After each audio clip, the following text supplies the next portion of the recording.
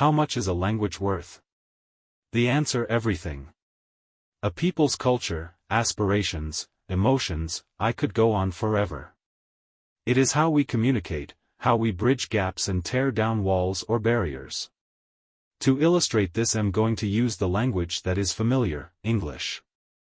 How much is the English language worth?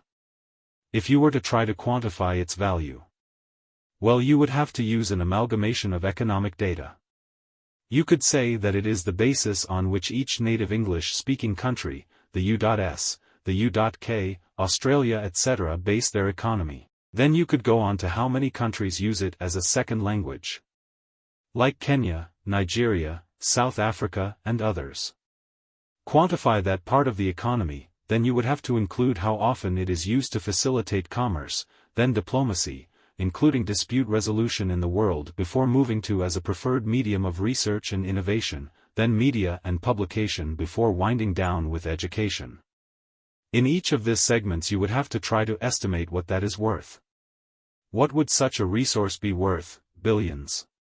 Maybe trillions. English, being at the apex of this lingua franca pyramid, has its benefits. You need only travel on every international airport on the globe and you will notice something. Whether it be Tokyo in Japan, Beijing, China, Rio in Brazil, Riyadh in Saudi Arabia or Moscow in Russia. Points of entry into the country usually have inscriptions in English. This is despite all these countries having different languages, customs or writing scripts.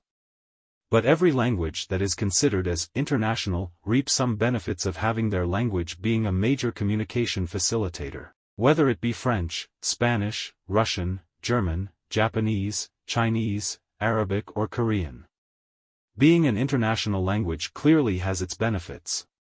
For example, the working languages of the United Nations are Arabic, Chinese, English, French, Russian and Spanish, with English and French being the working languages of the Secretariat. Something that you might also have noticed, is that not one single language on the African continent is considered international.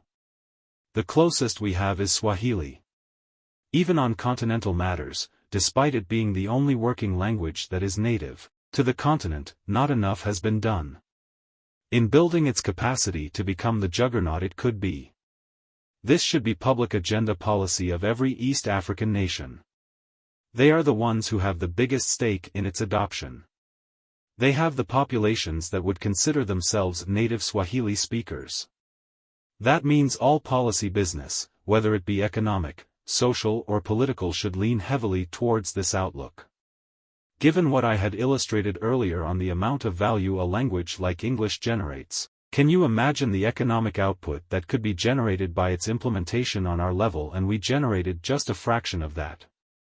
Whether it be through commerce, diplomacy, cultural outreach, science, technology, research or education. This could be a monumental resource that is at the moment going untapped. That is why we have started to build structure in this economic niche, from generating entire curriculum in Swahili, especially in higher sciences, translating literary/oral works from different African and foreign to Swahili without a detour language, and developing conceptual frameworks and terminologies for the language. If this is something that piques your interest, you could reach out to us to find out some of the opportunities you could explore, and if you would like to support the work we are doing, you could do so via our Patreon, which we will link down below.